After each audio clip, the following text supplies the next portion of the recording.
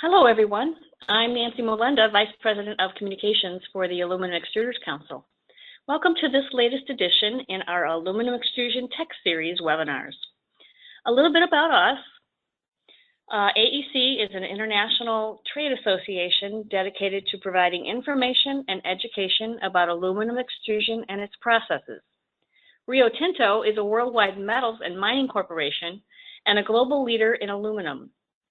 Rio Tinto is an active member of the Aluminum Extruders Council with volunteers involved in many aspects of AEC's activities, including this webinar. Today's webinar is Metal Flow Fundamentals, presented by Jerome Foreman of Rio Tinto. Jerome is Technical Director of Global Customer Support and Product Development for the Aluminum Metal Group of Rio Tinto. Since joining Rio Tinto in 2000, which was formerly Alcan, Jerome applies his technical expertise to support and provide solutions in the fields of aluminum products metallurgy tailored to the transportation, architectural, and consumer durables markets. He serves on various committees at ASTM, AMA, the Aluminum Extruders Council, and is the chairman of the Technical Committee on Product Standards at the Aluminum Association. Jerome is also the vice chairman of the International Aluminum Extrusion Technology Seminar, otherwise known as the ET Seminar, coming up in 2020.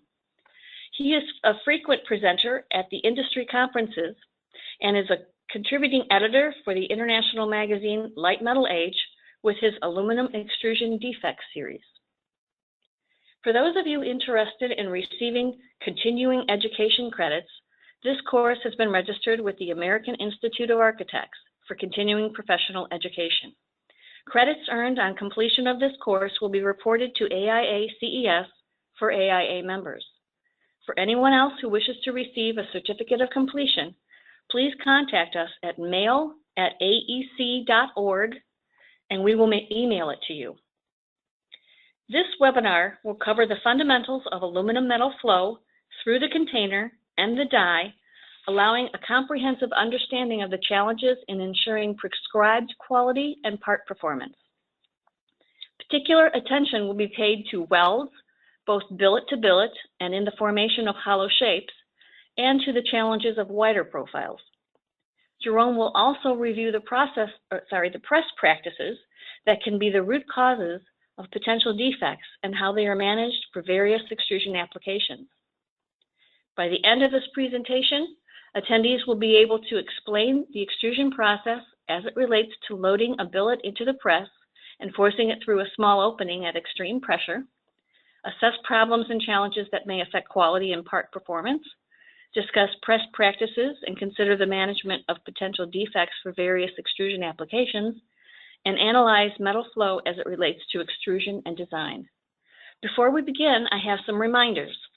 All computer audio and telephone lines are muted, so if you have a question during the webinar, please select Q&A or chat from the toolbar. Type your question in the dialog box and our presenter will address your question at the end of the presentation. We are recording this presentation and will send a link once it is posted. Following our webinar, we will send you an email with a link to a survey about today's presentation. We ask that you take a moment to answer the brief survey. We value your opinions and feedback. Now it brings me great pleasure to turn our presentation over to our speaker for today's webinar, Jerome Foreman. Jerome? Yes, thank you, Nancy, for a great introduction. Good afternoon, everyone.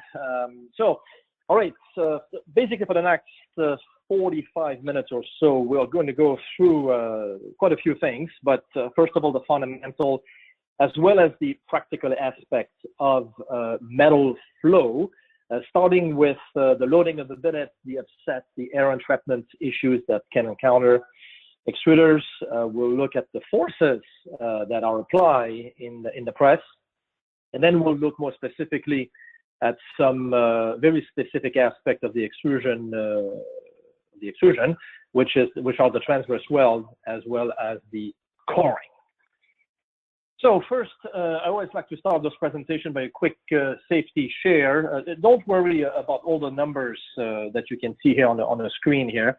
But this is just a quick illustration that, although the oil pressure in the hydraulic system of the press on the top left there is about, 3,000 to about 3,500 PSI in general, the pressure available on the dummy block is actually much higher than this, and that's very important. So the hydraulic pressure times the surface area of the main cylinder, as well as the side rams, that equal to the pressure on the billet face on the front of the die, and that is a huge number. We're talking roughly about 100,000 pounds per square inch. So this is a tremendous amount of pressure, which, you can see here, a picture always worth 1,000 words, right? But just to simply say here that care has to be taken when looking up the tunnel of the press. Okay, this is something that is absolutely a big no-no. It can never be done like this. It's extremely, extremely dangerous. And simply because, metal flow is a dynamic thing. So with very high risk if not properly handled. So tooling failure, like you can see on the pictures, is not an option. It's a reality. It does happen. So this gentleman on the top right here looking at the press, this is something that is obviously absolutely not recommended. Now, overall, extruders are getting better by using camera systems. But again, a reminder is always worth it. Okay, so the first step in extruding a billet here is the loading and the upsetting of the billet inside the container.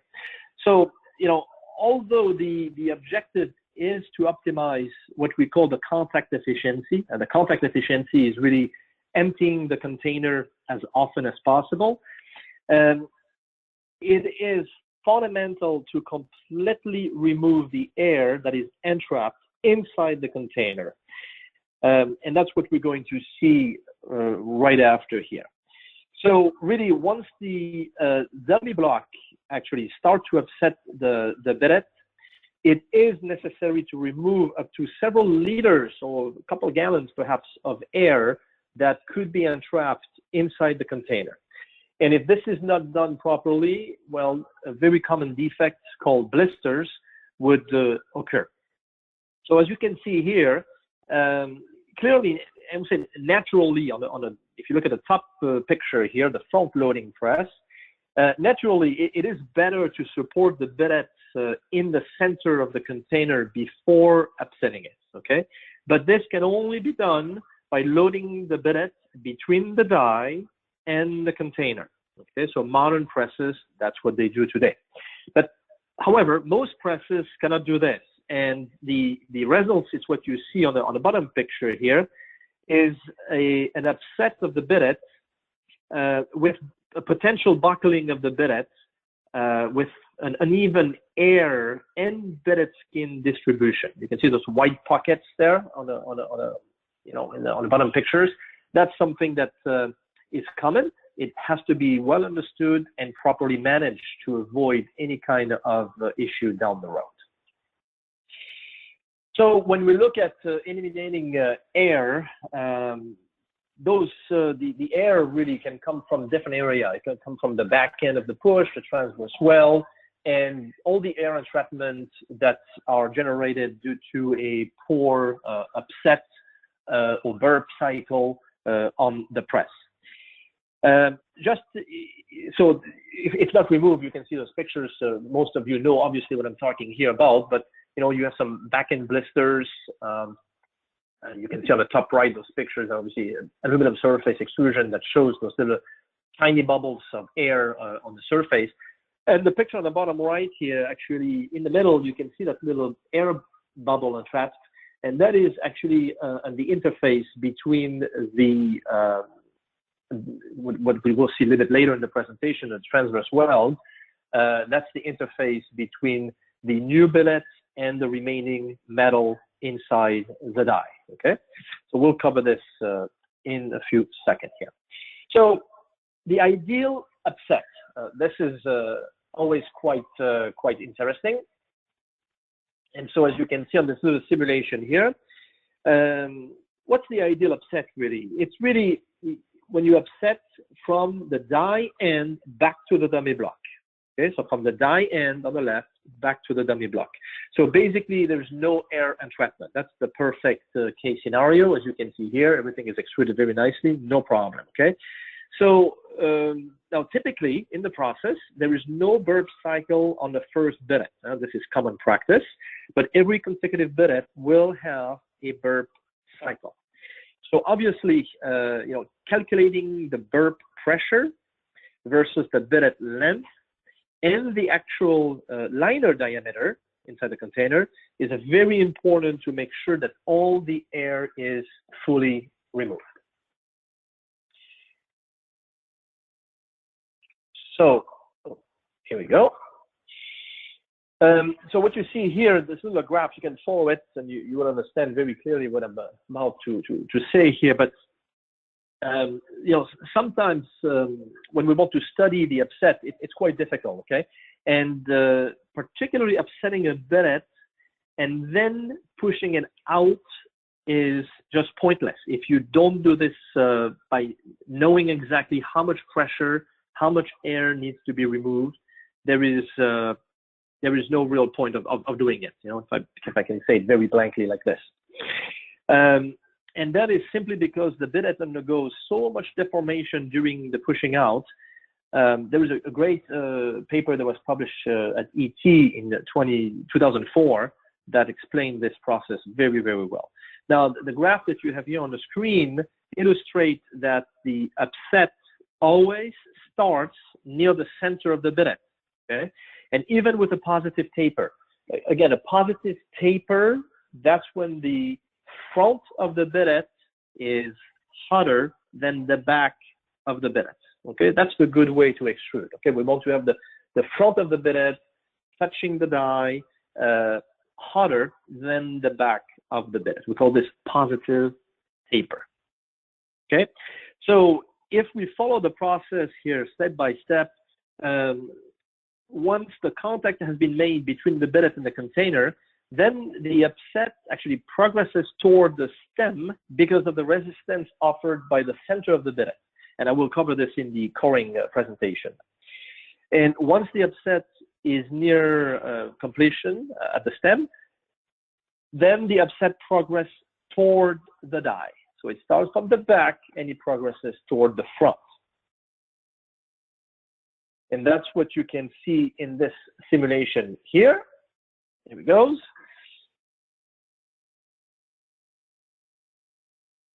And so here comes the billet being loaded here. And the data basically suggests, that's exactly what the data suggests, for upsetting a uniform billet or positive billet taper, okay? So the air pocket here end up at the back end of the billet. You can see it's progressing, and then here it goes. Perhaps you see it now. You can see some little air bubble here that are being pushed toward the extrusion. Now, the billet discard, or billet discard, the butt, we call it, okay, often shows the presence of air. It's always very good to look inside the billet bin to look at those butts and see if there is air into it or not. So it's a very good indication of the upsetting phase and how efficient the process is. Now, it's almost inevitable to have blisters, okay, and it will occur at some point in the process. It's better to have it like we see it on those pictures, because this is waste material, so that's totally fine. So it has to be either, in the butt, either remain inside the die, that metal will be pushed right at the beginning of the following billet. And in any instance, that air entrapment or those air entrapment will be removed. Now, the air can be trapped also at the billet surface, okay? That's coming from perhaps damage on the delivery, on the loading of the billet in the press, or of course any kind of buckling, that could occur on the billet during the upsetting phase. very true if you are running long billets, let's say, about 50 inches or so, right? When that billet is put under pressure and it starts filling the liner inside the container, then of course buckling can occur, and then air entrapment can be generated. Obviously, this picture that you see here, those billets were removed from inside the container. Okay, so just for the purpose of the picture here, you can see that there was some air entrapment somewhere in the middle of the billet, and that air being pushed under so much pressure inside the container, that air turns extremely hot to the point that it's actually hot enough to melt aluminum, and in some cases to even melt steel. Now, by looking at this picture here, I'm sure you see what I'm going to say here. This is a two-piece billet that has been sheared. And so the two-piece billets naturally are likely to generate air entrapment, okay, especially with a poor log shearing. So two-piece billets are not recommended for any kind of structural application. And for anything else, they can be used, but they have to be properly handled. So proper shearing, if that's the process that is used to cut the log into little pieces of billet like we see here.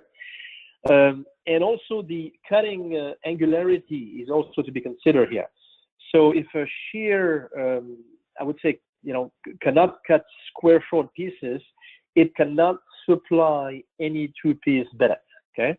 And the reference I typically refer is like, less than half a degree per 4 inches. So less than half a degree per 4 inches, no more than that, okay? So, and that's a very good rule actually for systems such as a hot saw to make sure that the angularity is correct to prevent any kind of air entrapment and to have a good metal flow, a good upsetting phase. Now, this is a much better example of actually a modern log shear, which you can clearly see that the result is far better than what they used to be, okay? So they still can produce some blisters with two-piece billet, that's for sure. But definitively the corner, as you can see, is much more square than the picture that you've seen before. So now, even hot saws with their perfect square cuts can lead to blisters. When one of the pieces tip during the loading, especially in a front-loading press, or of course if the front piece is too short, okay? So that's always a common practice that extruders follow very, very carefully. Now, sometimes with inadequate burp pressure, there is a gap that you can see this liner bore here, where the arrow points out. You can see a gap between the liner face and the billet. So when this gap remains during the extrusion at the die end of the container, then clearly you can have some air entrapment and obviously some blisters that can come out. Now, I would say in the case of that specific picture, okay, this is not necessarily a disaster, okay, as this part of the billet does not always flow through the die into the profile, except with wide profiles. So profiles that are very wide, if the billet would be 8 inches, and the profile is 8 inches, let's just say, then of course there is a risk of having that air flowing toward the extrusion. So in this case, what can be done is a double burp cycle, can help solving this kind of issues. We also see those kind of problems a little bit more often with long billets, anything longer than 50 inches, or with a large clearance, between the billet and the container. Those scenarios can make things a little bit worse. So now let's see what happened with a negative billet taper. Okay, so a negative billet taper, the front of the billet is cold, and the back of the billet is hot. That's something that we don't want, all right? So here comes the upsetting phase, and you will see on the front there, after the burp, there's still this little blue area, right? And here comes the air bubble that could start flowing inside the profile and generate blisters throughout the entire extrusion length.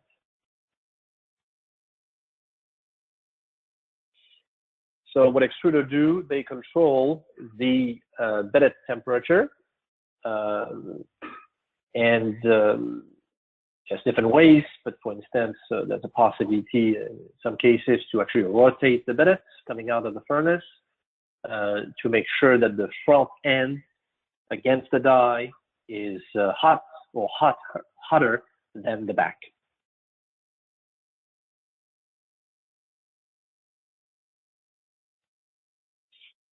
Now, this is the second simulation here that hopefully it's playing at this point. And what you see here, this is the butt shearing and burp that can introduce air to the transverse well. So at some point, you're going to see as soon as the billet open, or the container open, you will see the billet face that is not very smooth in this illustration, okay? And that obviously will generate some air entrapment. So this is the case actually with, I would say, poor shear sharpness, or with some sticky alloys, like some 3000 or 1000 series alloy. The extruders have to be very careful with those. And it can also happen, sometimes during the burp cycle, the new billets and the die kind of stick together, causing a plugging out. Okay, plugging out is when you have some metal inside the die that actually pulled away during that process. So that will create a little bit of void in the die, and consequently you could have this air entrapment that goes into the extrusion. So this is the case actually of air entrapment at the transverse weld interface. So we can keep that in mind when I will start talking about transverse weld. So now, just quickly in summary here about the upset and flow, just keep in mind that there is about roughly 10% of air to be removed between the billet and the liner. Okay, so 10%. So that's quite a bit. The process of upsetting and burping the billet is actually very important to avoid those kind of problems. So also keep in mind that the upset starts in the center of the billet, then move back toward the dummy block, and finally toward the die. Okay, so the air trap here at the die end stays in the dead zone or enter wide profile. Okay, that's right. So any kind of air entrapment that stays kind of close to the die here, can simply either be locked there or be released, especially in the case of wide profiles.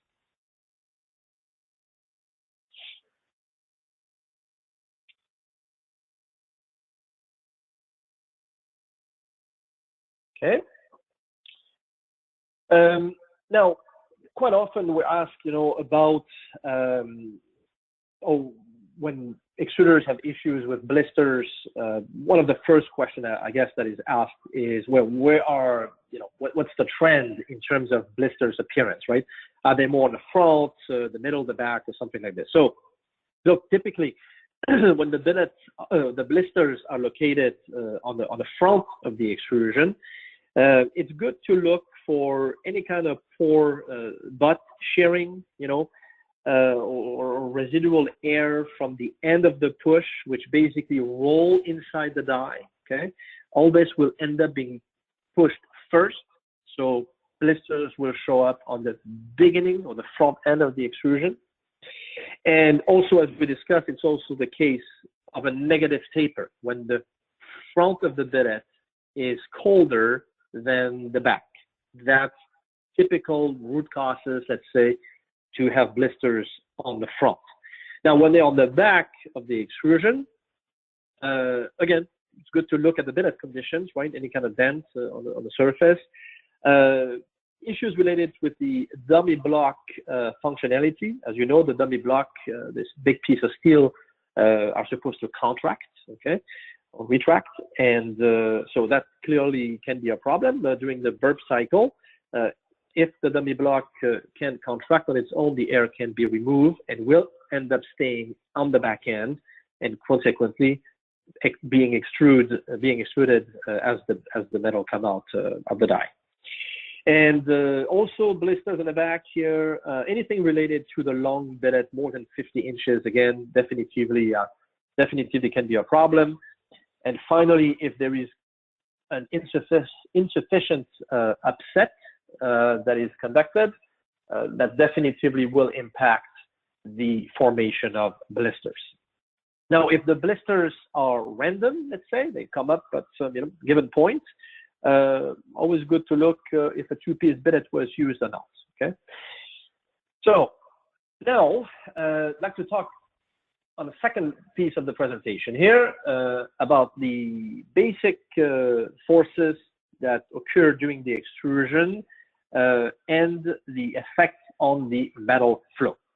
So if you look at this picture here, let's consider what the pressure is inside the billet. Okay, so basically that's the red area that you see here, and you can see that the darker red area on the right, that illustrates that the pressure is much, or the forces are much higher in the back toward the dummy block than in the front, where the extrusion comes out here in blue.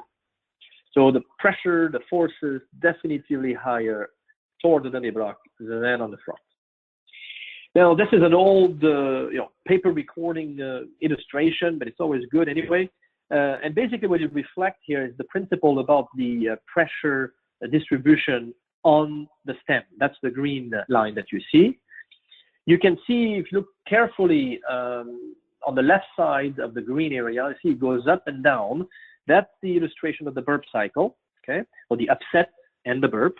And of course, after, when it spikes to the top, that's the breakthrough from high to low, basically. And so, as you can see in black here, black line, that's the die phase pressure, and the die phase pressure remained relatively constant during the entire push. Okay, so it's not because there is a whole lot of pressure at the beginning of the push toward the dummy block that the die phase pressure change. Actually, it's quite consistent.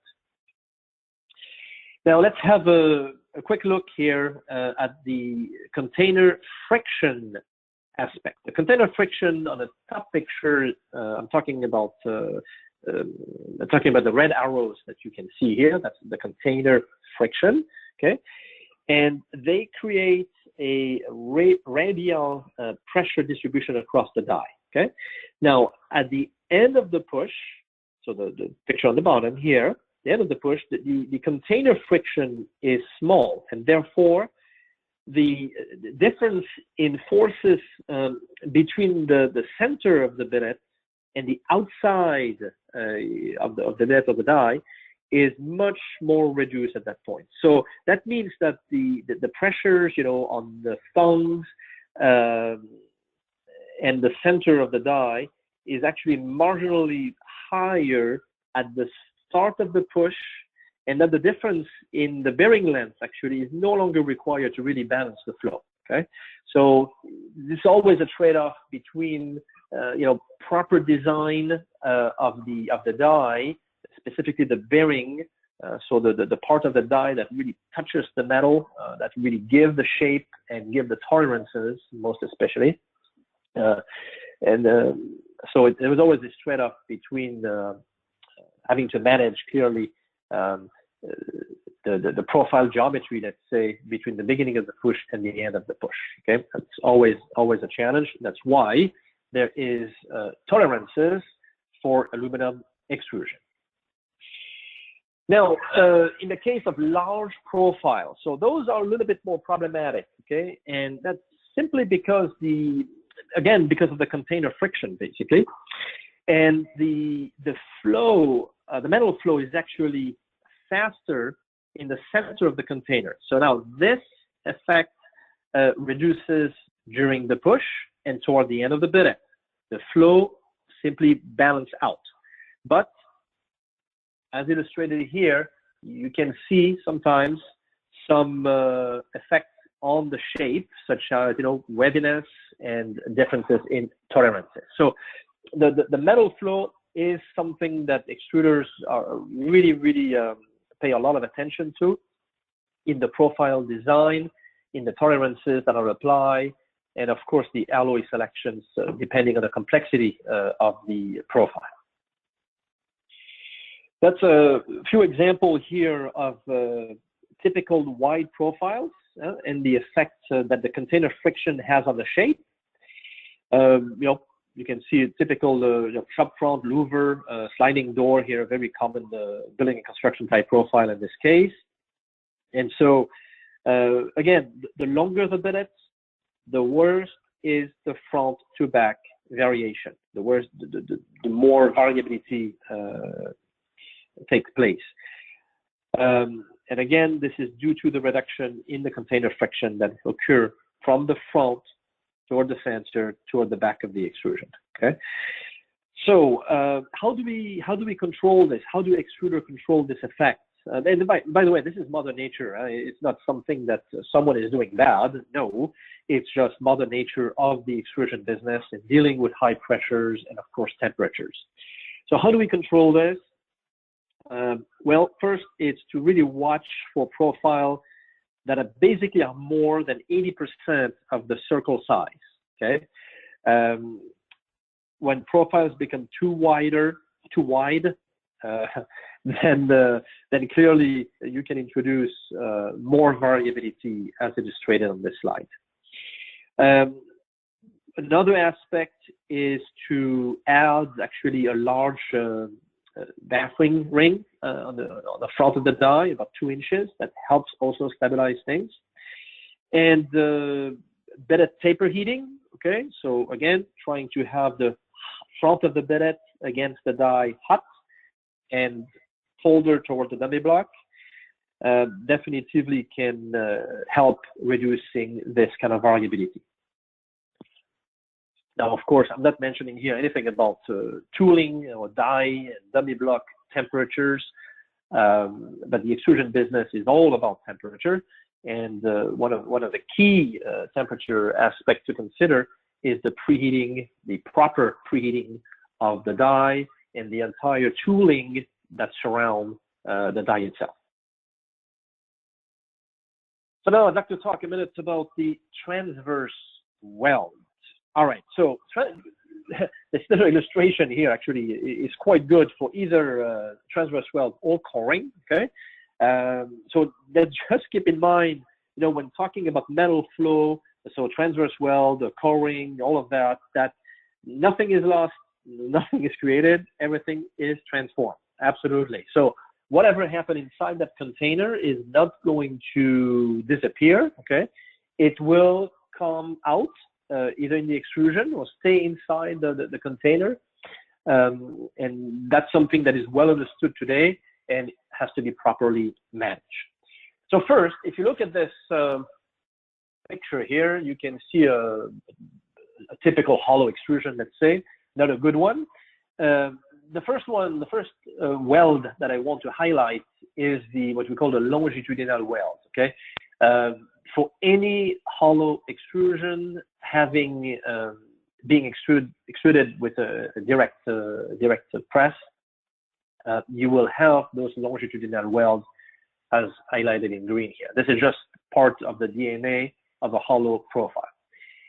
The second type of weld that we see here in blue, that's what we call the transverse weld, okay? And the one that are a little bit darker here with more, almost let's say more junk in it, that's what we will consider the coring. So I'm going to explain now what those are all about. So look, transverse weld here, any continuous extrusion has transverse weld, okay? So except the first billet on a new die that is loaded inside the press, any consecutive billet will have transverse weld, because the transverse weld is simply the junction between the metal left inside the die and the front of the new billet. So when those two metal gets together, they create what's called a transverse weld when it's extruded. The problem with the transverse weld is that it's an area that is heavily oxidized, okay? And even if there's been a freshly sheared, or hot saw billet coming up here, one of the beauty of aluminum, it also protects itself, so it creates an aluminum oxide layer extremely quickly. And so regardless of whatever is done process-wise, there will be this physical oxide layer between, between the die you see on the picture on the left side there, and the new billet coming from the container, okay? So that's what we call the transverse weld. Now, two-piece billets, to remember the picture I showed before, they behave exactly in the same fashion, okay? There will be a transverse weld in the middle of a two-piece billet used. So in any regards, transverse weld is an inferior metal quality in terms of properties and in terms of anodizing process.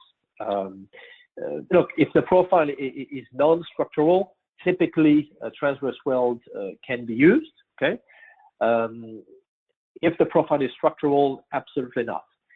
In terms of anodizing, here again, thin wall anodized profile with the transverse weld, those welds tend to be revealed after the anodizing process, and you can see it looks like an extrusion defect, pretty much almost like what you can see here on the bottom picture on that slide. Okay? Another example here of transverse weld. Again, as you can see on the top left, or top right actually, the joint is not very strong, okay? Not strong to handle any kind of severe, I'd say, stretching, okay? So it's that's what transverse weld is all about. So again, you'll see later when we talk about coring, they can be transverse weld combined with coring. Okay? I will describe this a bit later on. They almost look the same, especially on the top left picture here. But once you do a detailed analysis, a metallographic work is done on the profile, you're actually able to differentiate a weld from a transverse or a weld coming from the back end of the process. Okay, here it goes. The simulation is playing probably now, and what you can see here is the formation of the transverse weld. Okay, that's a simple, call it hollow or solid shape. Okay, in blue, by the way, the light blue, this is the die. In green, that's the ring, and then in red or purple here, that's what we would call the bolster. Right? It's the piece of steel that is going to support the die. And so that's simply what happened here in the process. So now the transverse weld length depends actually on the ratio of volume of metal inside the pocket or the port of the die. So it's the ratio of again the ratio of the volume of metal inside the die, let's say, over the cross section area of the profile. Okay. And so this schematic here shows how different the longitudinal weld, either position or length, as a matter of fact, can vary depending on the volume of metal that is inside, let's call the die, but the tooling itself. Okay. So with that, there are ways to actually calculate or estimate quite well the transverse weld position and length. So an approximate calculation for transverse weld, the scrap length, is related again to the volume of metal in the port, okay, which is pushed out by the billet, okay, over the profile cross-section area. And we also apply here a 1.5 coefficient or factor, basically to account in some respects for the fact that the metal does not come out the die in one big lump part, okay? So it's elongated. And this 1.5 didn't come up just as a number out of the blue. It was clearly calculated and demonstrated. So now, another approach here, other than just calculating the transverse weld length by the volume of metal, you also can do it with the weight of metal in the port, okay? And so that simply can be done by weighting the die empty and the die full, and same thing, dividing that weight by the profile weight in the pound per foot, for example, multiply by 1.5, and that will also provide the estimated scrap length in feet or meters or whatever you want to use as a unit, okay? So it's pretty straightforward. It's not super complicated. It can be done on each and every die, and it's a very good information to know to properly cut the front end scrap, especially for structural application, obviously, but also for anodized quality products. Now, what you see here on the screen, the drawing in the middle, this is a drawing of a die.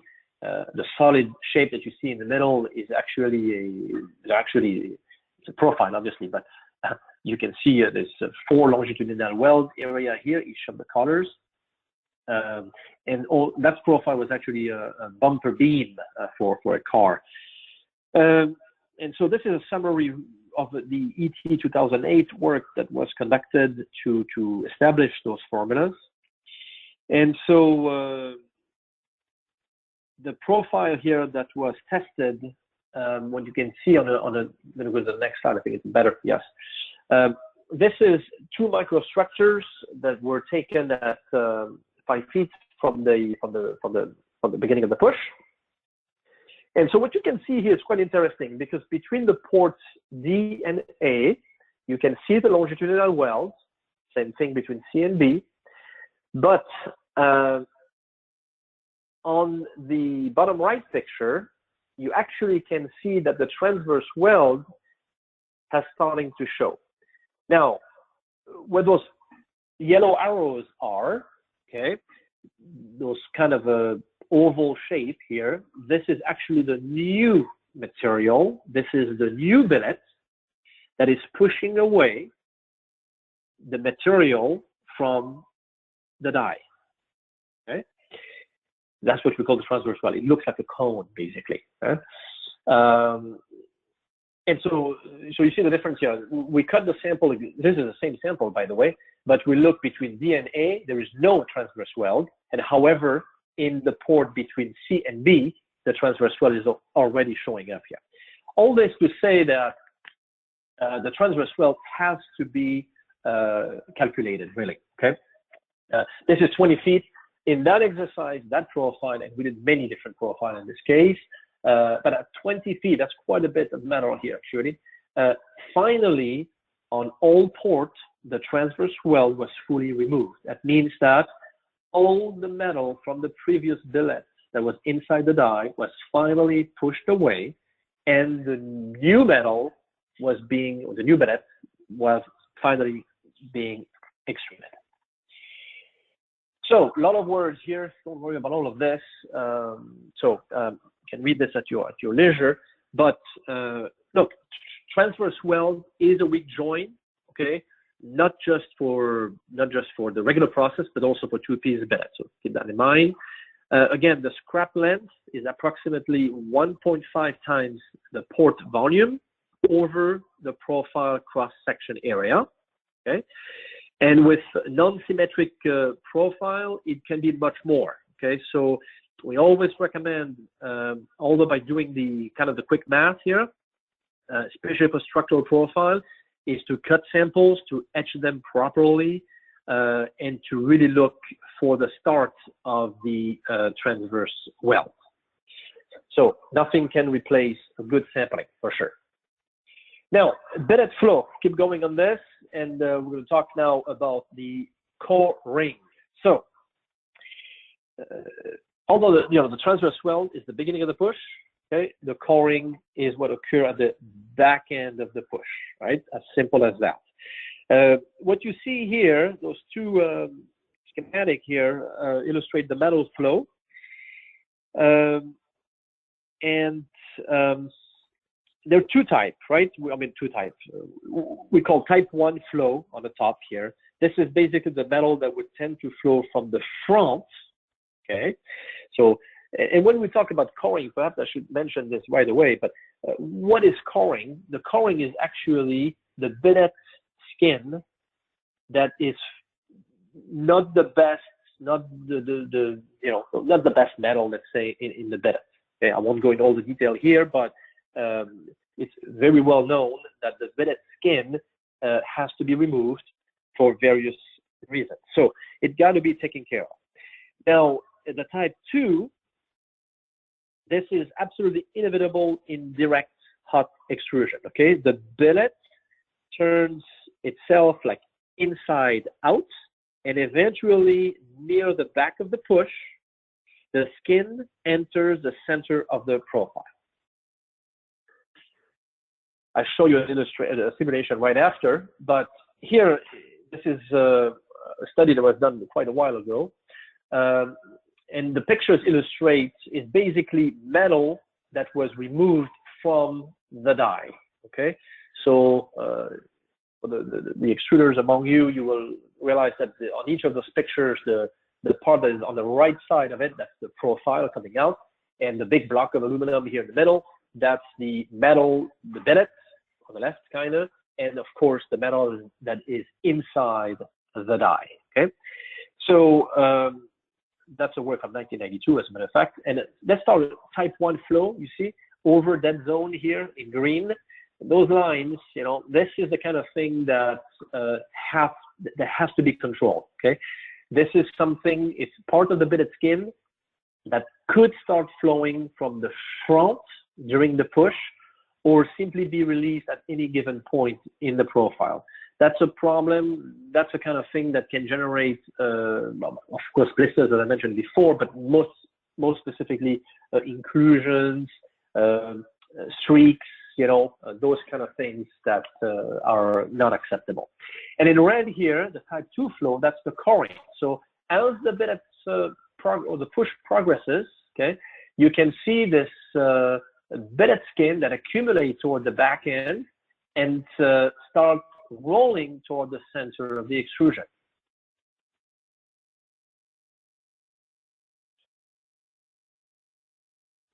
That's another picture here, a little bit more realistic perhaps. Again, on the right, same thing. Where the red arrow is, that's the profile right there. And the right picture, you can see all those, looks like a bark of a tree, right? All those lines illustrate, again, the billet skin rolling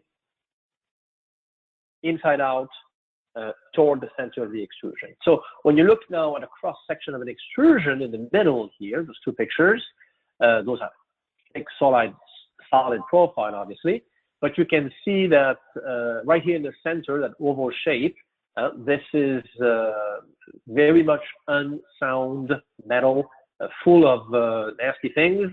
And that's obvious, that's part of the process, okay? It's no big deal, but that's the kind of thing, kind of a length that has to be removed and obviously not used for any kind of application. Now, looking at the simulation here, this is a good one in place. So you can follow this on your own. You've seen those now quite a bit, but you will see that the accumulation of the billet skin facing the dummy block, and then as the extrusion progresses near the die, the coring starts working. So the shear takes place, the butt is removed, but as you can see, there is still some coring trapped inside the die. Okay, so the new billet gets loaded, upsetted, burnt, and start pushing. And of course, what you will see then is that in the front end of the extrusion. The beginning could be the remaining coring, followed right away by the transverse weld. Okay, hence the mix that sometimes people can get confused with, especially on the beginning of the push. The end of the push is only potentially coring. Okay, now this graph was built here with many data and profile and different geometry here, and really what it illustrates is actually the effect of the the butt percentage, okay, over various billet diameters, 11, 9, and 7 inch, okay, over the billet length. All right. So in a nutshell here, basically 14% seems to be the magic number here. That is the number that guarantees freedom of coring, okay? But of course, it depends on the application. So at 14% of the remaining billet length, that's when the coring, basically the billet skin, starts flowing toward the center of the extrusion, passing through the die, okay? So extruders have various techniques here to eliminate this coring. It can be left in the butt, that's the most common area. It can be part of a little bit inside the die that would be pushed on the front and be scrapped as well. So the different areas like this. Now, 14% is it's a conservative number. It's a good number for structural application. For anything else, less structural, there's ways, around 12%, I would say, that seem to be a pretty accurate number. So again here, the scrap percentage correlates with the effective skin thickness. Now, what I call the effective skin thickness here is the billet skin, so the quality of the billet. That depends on the casting technology, obviously, plus the skull from the previous billet. And the skull, I didn't mention this yet, but the skull is basically the aluminum oxide accumulation that tend to stick inside the liner of the container. Okay, so all this taking into account is a way, to fully understand that and fully manage, of course, that coring here. Cold dummy block, always better to delay that coring, so to basically have the billet skin stick to the dummy block rather than just being loose. Okay. What else? I mentioned same thing on temperature aspect. The temperature of the container, highly recommended. The container should be about 50 to 70 degrees Fahrenheit cooler than the billet. Okay, so container cooler than the billet. Same thing, that will allow the aluminum skin to stick on the container and simply control its flow through the extrusion. Okay, I'm going to put those three right here on the screen. So now, here we see the coring or the transverse weld, but look at the coring specifically here. Can be either in the front or obviously the back. Okay, but naturally the position of the coring actually will depend on the type of die. So the one that is on top here, that's what I call normal hollow. Okay, so a normal hollow is a typical medium-sized hollow with I would say an even distribution, of the front and the back end. Okay, so you can see a little bit of coring on the front, followed by the transverse weld in red. All right, and then on the back, just the coring. The one in the middle here, this is a large hollow. So a large hollow die is where you have a die volume that is so large that the coring actually does not even exit the die. It's stick inside the die. So the die itself, the feeder ring on the front, and so forth. Now, the result of that kind of large hollow setup is that there is no back-end coring in the extrusion. Okay, it's entirely stuck inside the die, in the butt, of course, but the coring will show up just on the front, then the back end, then the transverse weld, but nothing on the back end of the extrusion, right? And of course, the other way around completely, the bottom one, this is for solid profile with a pocket die. So basically, there is almost no volume of, let's call it dead metal, that stick inside the die. It's just flat out. And so in this case, the coring on the front is extremely thin, and most of the coring will come out at the end of the push, right? And the transverse weld in those cases is usually very, very thin. So you can see here that, again, that's why there are formulas that can be easily used to estimate as much as possible the length, the position of either the transverse weld or the coring for each and every die setup, because it will change each and every time. And finally, just a couple of examples here. The coring and transverse weld. In this case, you recognize this a simple hollow tube extrusion, okay, which is cold work, and you can see some crack in the middle there. So after conducting the investigation, the red arrow is pointing out at the longitudinal weld. That's normal. It's part of the process, okay? But the green arrows are actually highlighting the presence of a transverse weld, okay? It's a good weld. It's not bad, right? But when this profile was put under a lot of stress, cold work stress, that longitudinal weld actually failed and resulted in a cracking of the sample of the profile. That's a typical square building and construction part, cut, painted, the whole thing. And someone tried to put a screw in the screw port there. I don't think the screw was too big, but anyway, as you can see, the profile cracked. We got the sample, and you see the top right pictures here. Again, you will see right in the middle the longitudinal weld. Okay, that's normal. It's well positioned, but there was a little bit less of coring in this case. And the coring is, if you follow that break, you can see it kind of turned. You see it kind of turned to the right here on the top of the picture, and that was maybe a foot or two of contaminated metal, part of the extrusion that put under stress, end up failing. So with that, we conclude this presentation. So again, we talked about